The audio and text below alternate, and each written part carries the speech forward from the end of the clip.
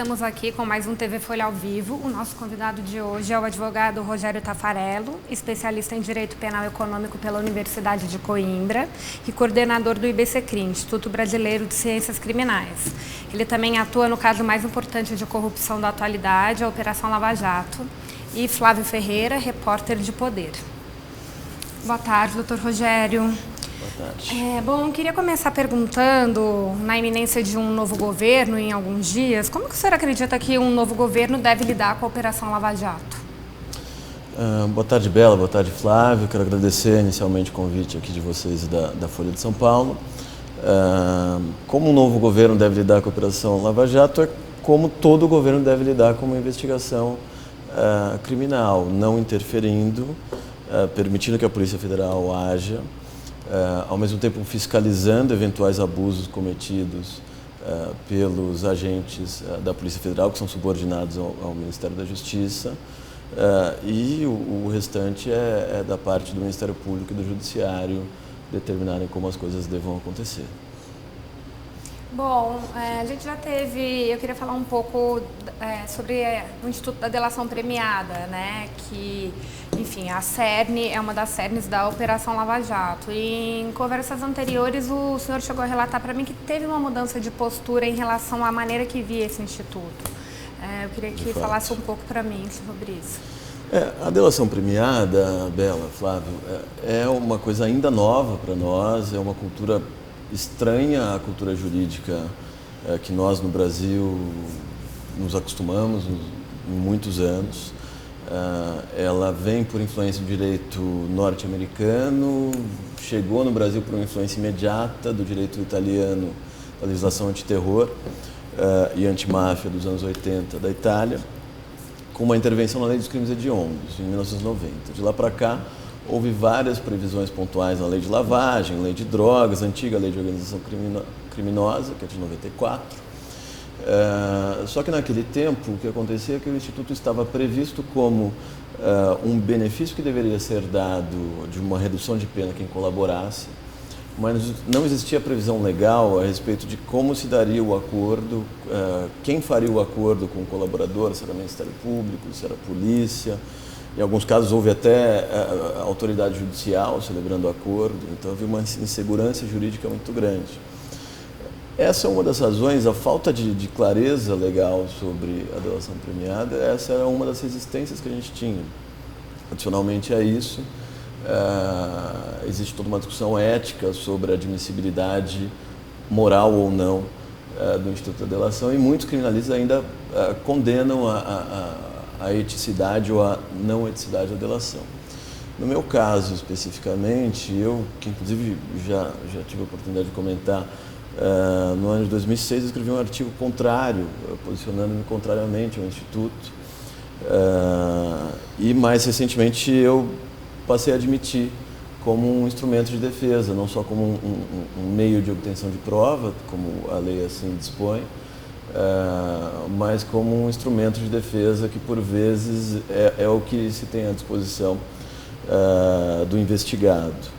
E qual foi a grande mudança que aconteceu? A Lei de Organização Criminosa atual, a Lei 2.850, de agosto de 2013, que passou a prever, é verdade que ainda com um déficit de previsões sobre como deve ser feito o acordo, quais os limites para a atuação do juiz a respeito do acordo, quais os limites para o que pode ser transacionado entre as partes, Ministério Público e Defesa, no acordo.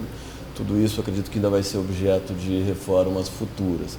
Mas de 2013 para cá, eu pelo menos considero doutrinariamente que o princípio da legalidade do direito penal e processo penal está contemplado com uma previsão um pouco mais detalhada, coisa que não existia até então. Diante disso, do ponto de vista legal, tornou-se admissível, tornou-se constitucionalmente admissível.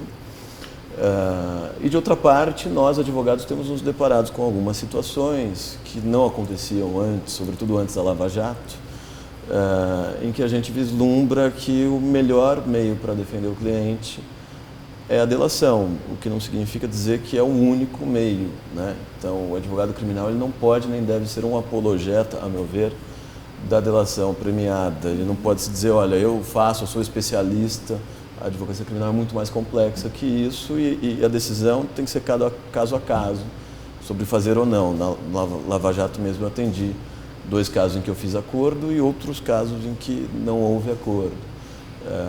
Depende muito das circunstâncias e das conversas que o advogado tem com o cliente. Doutor Taffarello, e como que a maior divulgação desse instituto, da delação premiada, mudou a relação do advogado com o cliente? Hoje em dia o cliente já, quando procura o escritório, ele já chega questionando a possibilidade de realização de uma delação. O que mudou aí, vamos dizer assim, naquele primeiro contato que o advogado criminalista tem com o cliente e quais outros reflexos que o senhor percebeu no dia a dia da advocacia criminal depois que esse instituto ganhou uma maior divulgação? Pergunta bastante interessante. De fato, essa mudança tem acontecido também no nosso dia a dia. Por vezes acontece de alguém telefonar: olha, eu queria fazer uma reunião, uma consulta com o advogado sobre delação. Podemos marcar, a gente avisa a pessoa, né, a secretária, enfim, quem atende. Podemos marcar a consulta, mas a consulta não vai ser sobre delação, vai ser sobre um caso concreto que você talvez tenha para me trazer. E aí, evidente, a gente vai analisar juntos todas as possibilidades estratégicas disponíveis e essa pode ser uma delas. Por outro lado, a gente tem uma resistência cultural no Brasil ao Instituto da Delação que vem de raízes históricas. Tem uma colega advogada, doutora em Direito Penal pela USP, chamada Ana Paula Martinez. Eu gosto de ler muitos textos dela, ela escreve muito sobre leniência e também sobre colaboração. E ela tem 2 trabalhos em que ela atribui a resistência cultural ao fato de a gente ter tido experiências traumáticas na ditadura militar, em que delações foram forçadas de pessoas presas, né? Por meio de torturas, muitas vezes, né? Existe também uma resistência cultural à delação da própria religião cristã, né? Porque, afinal de contas, o Jesus Cristo foi delatado pelo Judas, né? Na nossa história, no Brasil, a gente tem a traição do Silvério dos Reis também, né? Então a gente vê muitos clientes, fechando esse parênteses, a gente vê muitos clientes falando: olha, eu sei que a Lava Jato com essa publicidade toda, está nos jornais todos os dias, os clientes chegam no escritório, jogam no Google hoje em dia para saber quem é o advogado, o que fez, o que faz, né? Tem outros clientes que chegam, portanto, dizendo: olha, eu sei que o senhor fez um acordo, mas olha, eu não vou fazer de jeito nenhum. Tá bom. A coisa que a gente mais está acostumado é justamente não fazer acordo, né? E o acordo, de fato, é um assunto, é uma coisa muito séria, não é um passeio. O cliente precisa ser muito bem orientado pelo advogado, que ele se compromete em dizer a verdade, ele tem que dizer a verdade, começa na conversa entre ele e o seu advogado. Muitas vezes demora para criar uma relação de confiança e de transparência absoluta entre o cliente e o advogado. E ele tem que dizer toda a verdade para o advogado não estava lá quando os fatos aconteceram, né? Ele tem que ouvir do cliente e depois tem que contar a história e essa história vai vinculá-lo para sempre. Ele não pode ter dúvida, nenhum advogado pode ter dúvida a respeito dos fatos pretéritos que são o objeto da investigação. Ele vai depois enfrentar um processo criminal, ele vai, no mais das vezes, cumprir uma pena.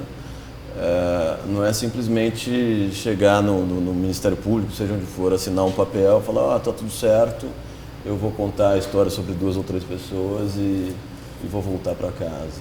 A delação é um tema, é uma estratégia para ser tomada com muita parcimônia, com muita cautela. Geralmente leva meses, dependendo da complexidade do caso. São meses de apuração e investigação interna dos fatos, se trata de uma empresa, se trata de um partido político, se trata de relações muito complexas, interconectadas com várias pessoas, né? Até ter exatamente qual foi a história, uma clareza sobre qual foi a história, para saber como contar essa história. E aí entra uma segunda dificuldade. O processo de negociação com o Ministério Público é complicadíssimo também. Então, e o papel do advogado é advertir o cliente da seriedade de tudo isso. Enfim, nem todos os clientes têm uma compreensão imediata de como essa novidade é complexa para eles também, assim como para nós advogados e para todos os demais envolvidos. E assim, a gente saiu aí de uma situação em que a gente tinha pouquíssimos exemplos de delações premiadas, e aí na Lava Jato a gente já tem um número muito grande, 50, mais de 50, né? Quer dizer, e aí se coloca a pergunta, será que na Lava Jato a gente está vendo uma banalização desse instituto? E aí uma outra pergunta, quer dizer, se de qualquer maneira a gente está vendo um número muito grande, seria conveniente estabelecer um limite objetivo ou mesmo subjetivo? Quer dizer, como lidar então com essa situação de 8 para 80 num caso só e realmente dimensionar se há um exagero aí, né, nesse número bem elevado de delações que a gente tem?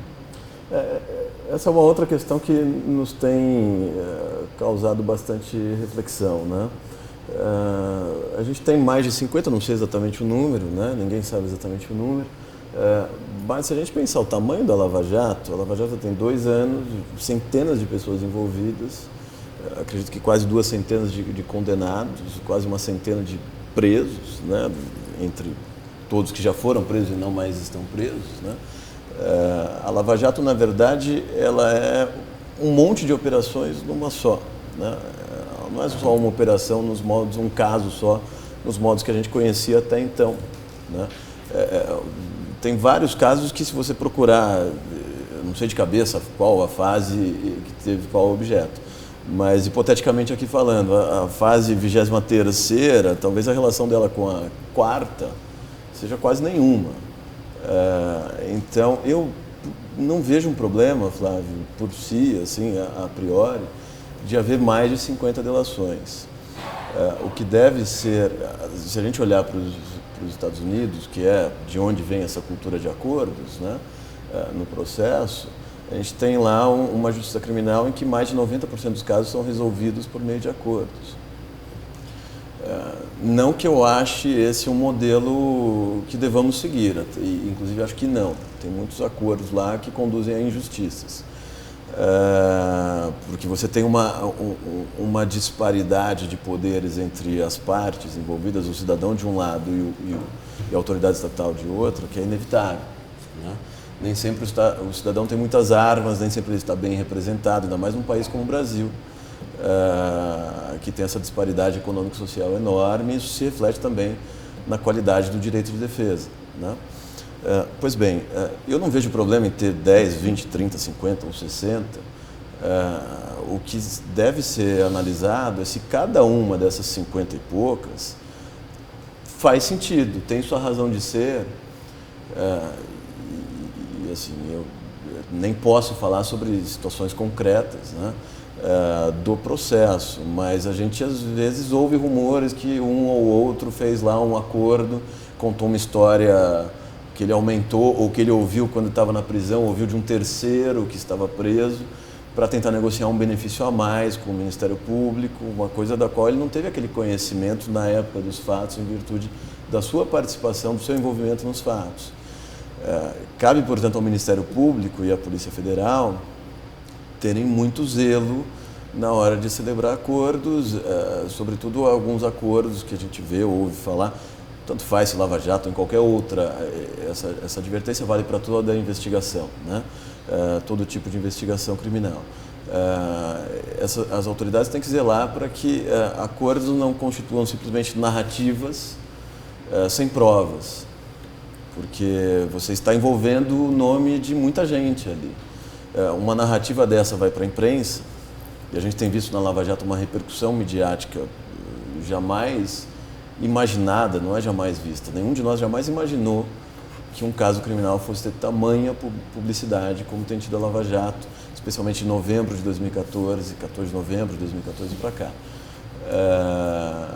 E de repente vidas podem ser destruídas, reputações, pessoas que trabalharam a vida toda honestamente, de repente uma menção está na capa do jornal ou está na televisão, e a pessoa simplesmente não consegue fazer uma prova negativa de que não estava lá naquele dia 8 anos atrás.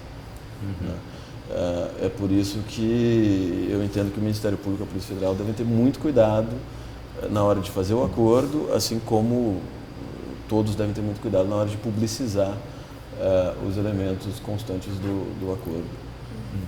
O senhor entende que a Polícia Federal e o Ministério Público eles estão ficando mais criteriosos? O senhor celebrou o 15º acordo da operação, enfim, poucos meses depois daquela fase que empresários e diretores da Petrobras foram presos.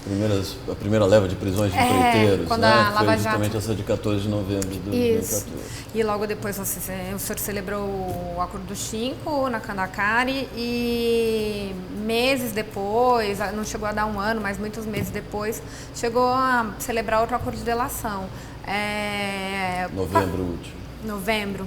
Um em fevereiro, um em novembro do ano passado. Nesse ato de tempo, teve diferenças de negociação com o Ministério Público, mais critérios, enfim, o que você sentiu?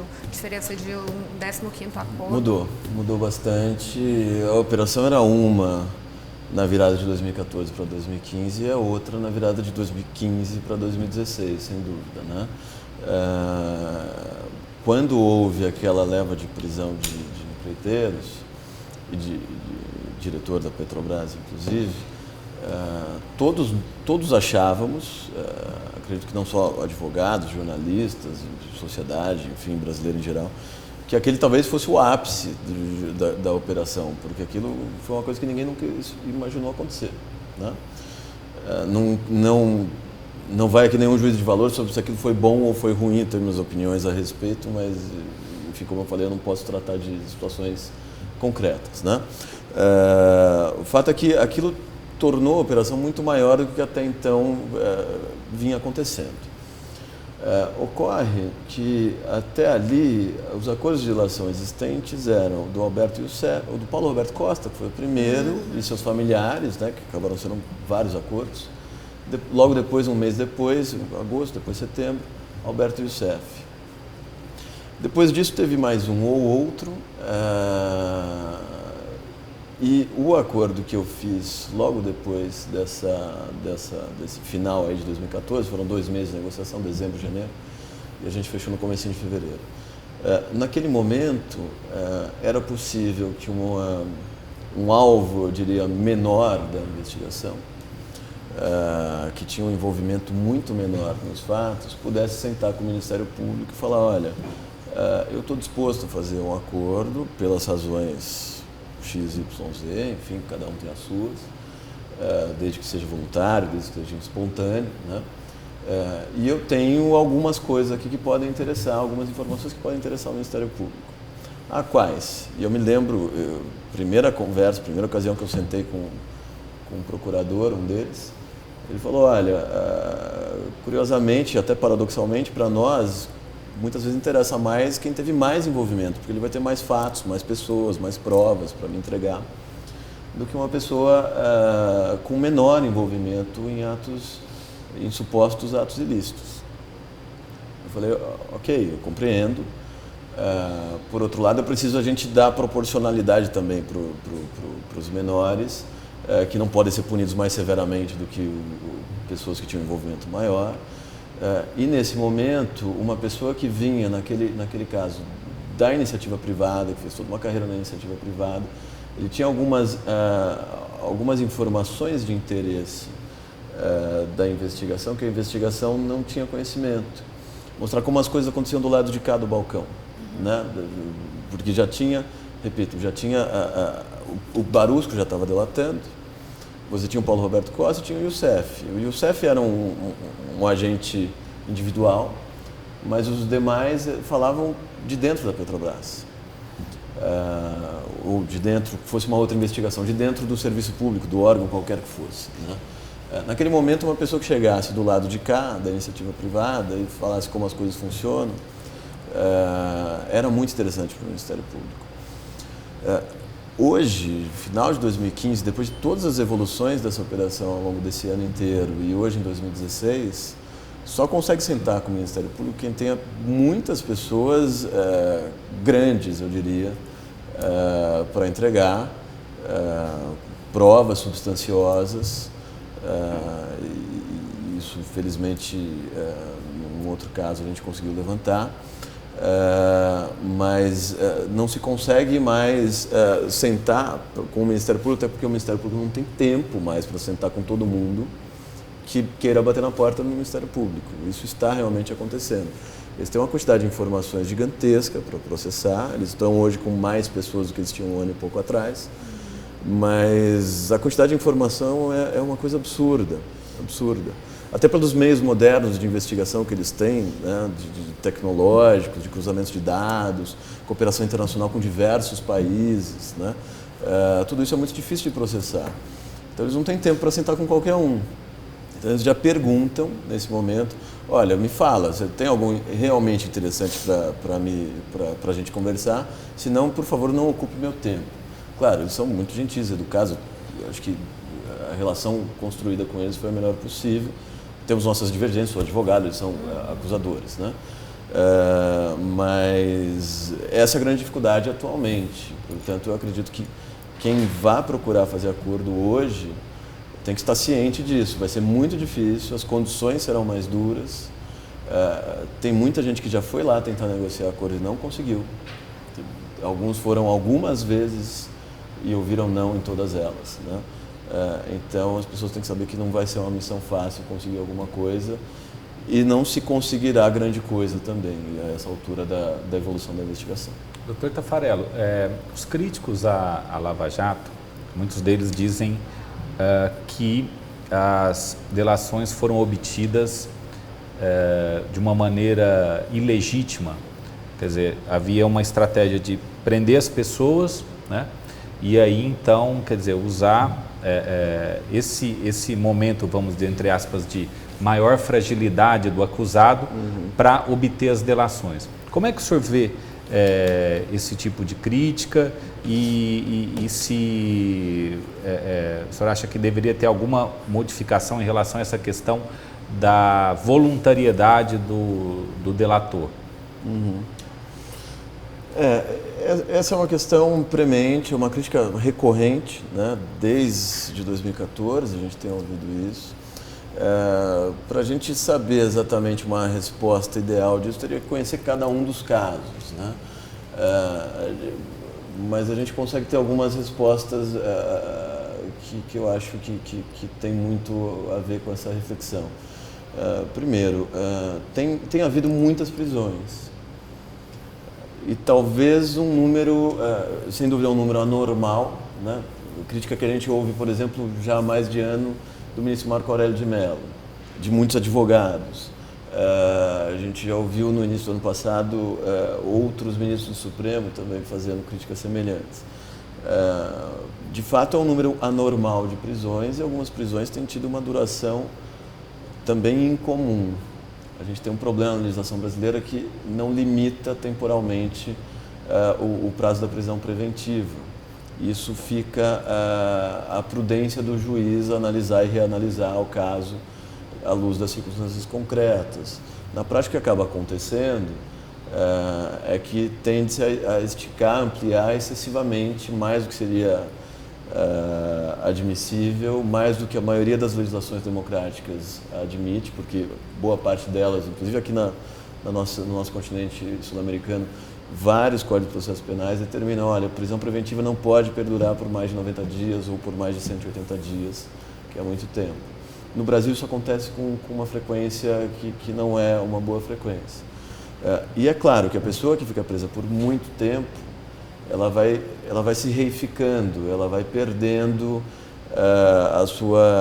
o seu ânimo de se dedicar ao estudo, eventualmente ao trabalho, de voltar a ter uma vida normal, até porque nesse caso as pessoas, além de ficar presas, elas estão expostas o tempo todo na televisão, nos jornais, nos comentários de todo mundo, em toda parte, na rua, no bar, etc., né? E isso muitas vezes pode ser, sim, visto como uma coação moral e legítima para que a pessoa delate. Já ouvimos falar de alguns casos de pessoas que entraram lá falando, olha, eu não vou delatar em hipótese alguma, e depois delataram. Isso não necessariamente significa um problema, pode ser que a pessoa mudou de ideia por razões legítimas, né? Pensou melhor, conversou com o advogado, uma vez, 2, 3, 10, falou, não, tá bom, eu acho que esse é o meu melhor instrumento de defesa. Na minha experiência com clientes meus, infelizmente nenhum deles chegou a ser preso, nenhum dos clientes que eu tive nessa operação chegou a ser preso, com ou sem acordo, enfim. Mas os que optaram por fazer acordo, eles tiveram um receio da pena. Muitos têm receio da pena. E talvez a prisão processual faça que eles tenham também o receio, poxa, se eu ficar aqui 1 ano e sair, mas depois eu for condenado a 20 anos e tiver que voltar e cumprir uma boa fração disso até progredir para o regime semiaberto, que continua sendo prisão. As pessoas têm uma falsa imagem de que na progressão de regime está todo mundo na rua e está tudo certo. Não é. As pessoas continuam presas, né? Continuam tendo todos os efeitos negativos da sanção penal. Cada um tem os seus motivos, mas eu tenho conversado inclusive com amigos civilistas, acadêmicos, professores de direito civil, porque eles estudam muito a questão do vício de consentimento no direito civil, né? Para fazer um contrato, por exemplo. E o acordo de colaboração é muito parecido, em muitos aspectos, com um contrato. O Ministério Público, inclusive, por vezes chama de contrato. E eles falam, olha, isso esbarra, muitas vezes, chega para além dos limites do que a gente consideraria aceitável como vício de consentimento. Eu me lembro, o ano passado eu escrevi um artigo a respeito dessa nova realidade da colaboração, em que eu passei a tratar o Instituto como processualmente, constitucionalmente válido e defensivamente admissível também. E um colega meu, que é professor de Direito Civil da PUC, um grande amigo, um grande advogado também, me escreveu, ele leu e me mandou um e-mail falando, olha, mas eu não estou convencido de que no caso das prisões, das pessoas presas, se o direito poderia admitir que se faça acordo. Logo depois saiu um artigo do professor Gustavo Badaró, de processo penal aqui da USP, em que ele propôs que não se admitam os acordos de pessoas presas. A pessoa tem que ser solta primeiro, continua negociando, o acordo começou a ser negociado, continua negociando, eu não lembro exatamente os argumentos dele, já faz 1 ano. A pessoa pode, de repente, estar em casa com tornozeleira, mas pelo menos aquele ambiente indigno da prisão, que fragiliza tanto, que torna a pessoa tão vulnerável no seu processo racional, ou que se pretende racional de tomada de decisões, pelo menos ele está fora daquele ambiente. Talvez esse seja um caminho, né? Enfim, que a gente vai ver se a gente vai trilhar. O advogado Cláudio Maris, que atuou e atua na Lava Jato, ele deu uma entrevista publicada hoje na Folha, em que ele falou que o preso não tem vontade, né? Ele sempre foi muito crítico às delações premiadas. E ele era cotado, né, no Ministério da Justiça, e fontes ligadas ao Temer afirmaram que depois das declarações e também de declarações críticas à delação, até o escopo de conduta da Polícia Federal e de se mostrar, né, sondado como ministro, ele já não é mais uma opção cogitada pelo vice-presidente Michel Temer. O senhor acha que esse posicionamento tão combativo do Dr. Maris o atrapalhou nesse processo? Difícil dizer, porque eu não conheço os bastidores, né, dessas discussões todas. Conheço o Dr. Maris, claro, um dos líderes da advocacia criminal no Brasil hoje, um dos maiores advogados, sem dúvida alguma, nos últimos muitos anos no Brasil. E eu não vejo problema, a atuação dele como advogado não necessariamente, aliás, não afetaria, estou falando condicional porque eu não sei qual é a situação concreta lá, não afetaria a atuação dele como ministro. São coisas completamente diferentes e é papel do advogado ser combativo, inclusive em declarações públicas, inclusive nas suas manifestações à sociedade, porque afinal de contas a gente vive tempos, e isso não é uma realidade só brasileira, é uma realidade do mundo contemporâneo, em que o direito de defesa tem sido muito conspurcado, tem sido muito menosprezado por órgãos do Estado, pela opinião pública em geral, que não tem muita empatia com as pessoas investigadas. As pessoas não têm ideia de que amanhã ela pode ser investigada. Todos nós praticamos crimes e amanhã alguns de nós pode ser o próximo da lista a ser investigado, né? As pessoas não têm muita noção disso, não têm empatia, senão com as vítimas, mas jamais com os autores dos delitos, ou muitos investigados que são inocentes, que se provarão inocentes durante a investigação. Portanto, é um papel do advogado, principalmente de um advogado líder da advocacia como o Dr. Mariz, fazer o contraponto nos espaços de debate público, como esse que a gente tem aqui agora, inclusive. Não vejo, jamais entenderia que declarações, o manifesto que houve dos criminalistas de janeiro, outras declarações, e eu acompanho entrevistas que ele dá com frequência, não vejo isso como um problema para ele assumir o Ministério da Justiça, para ele ou para qualquer outro grande advogado. O requisito para a pessoa ser, a meu ver, um bom ministro da Justiça, a pessoa precisa conhecer bem o direito e conhecer bem as instituições da Justiça. Isso o Dr. Mariz conhece com muita sobra, né? A gente tem um exemplo relativamente recente aí do nosso passado, o Dr. Márcio Tomás Bastos, um advogado criminal brilhante. Eu me lembro quando Lula tinha acabado de vencer a eleição e começou-se a falar no nome do Dr. Márcio para ser ministro. O Márcio, alguém da imprensa foi perguntar para ele o que ele achava disso e ele falou, na época, eu não posso ser ministro porque eu sou portador de segredos irreconciliáveis com o cargo, eu não serei ministro. Mas a partir do momento que ele tomou a decisão, ele aceitou o convite, eu não sei exatamente como foi, mas enfim, ele aceitou o convite, ele deixa de ser advogado, ele pode voltar, como de fato voltou a ser advogado depois, mas ele faz aquilo que os advogados corporativos gostam de chamar de Chinese Wall. Ele faz um Chinese Wall entre a sua vida de advogado e a sua vida de ministro da Justiça. O Dr. Márcio, inclusive, até o patrimônio dele ele colocou para ser gerido por uma consultoria profissional, pelo que eu sei. E foi um excelente ministro da Justiça. E isso é aplaudido por todos, inclusive todo esse amadurecimento da Polícia Federal, todos sabemos aqui que em boa medida deve-se aos anos em que o Márcio esteve lá. No governo Fernando Henrique a gente teve também dois brilhantes criminalistas, José Carlos Dias e Miguel Reale Júnior, que foram ministros da Justiça, depois cada um voltou para o seu escritório. E eu sei, até porque a gente, enfim, somos poucos, a gente acaba se conhecendo, né? O Miguel Reale Júnior foi meu orientador de mestrado, inclusive. Eu sei o quanto o professor Miguel teve zelo em relação à separação da vida dele anterior com a vida dele de ministro, e depois renunciou de todos os casos, e o Dr. Mariz faria isso. Assim como quem for o ministro terá que fazer isso se for um advogado, né? E depois, se quiser voltar, volta. Mas as críticas dele, não vejo um problema ao exercício do cargo. Ele conhece a justiça criminal como poucos, né?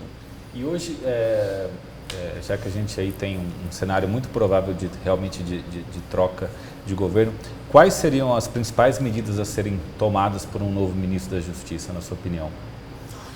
Olha, Flávio, o ministro da Justiça tem que fazer o que eu acredito e quero acreditar que já vinha sendo feito nos últimos tempos, nos últimos meses, anos aí. Deixar as investigações acontecerem. A própria entrevista do Dr. Mariz que eu li na Folha de São Paulo, ele fala, olha, se o ministro da Justiça telefona para o juiz e fala, olha, não faça isso ou não faça aquilo, o juiz tem que dar voz de prisão ao ministro, né? É claro, enfim, tem foro por prerrogativa, não dava para ele explicar, assim como também não temos mais tempo aqui para detalhar isso. Mas se ele faz isso para o Poder Judiciário, essa é a resposta que o Poder Judiciário tem que dar. O ministro tem que deixar as investigações acontecerem, tem que aparelhar a polícia cada vez mais, tem que saber também controlar e fiscalizar abusos dos órgãos policiais que acontecem na Polícia Federal, acontecem nas polícias civis em todos os estados, como aqui em São Paulo é um exemplo, e acredito que todos isso aconteça. Esse é o papel do ministro da Justiça, deixar as instituições funcionarem. E eu acredito e eu quero crer, não sabemos se vai haver um novo governo, a gente está vivendo esse impasse político no Brasil, mas seja quem for, se houver um novo governo, seja quem for o ministro, que cumpra esse papel e que fiscalize também os abusos, porque afinal de contas a gente tem uma preocupação muito grande com os vazamentos, a gente tem uma preocupação muito grande, porque os vazamentos podem ter uma consequência devastadora, inclusive para a eficiência da própria investigação.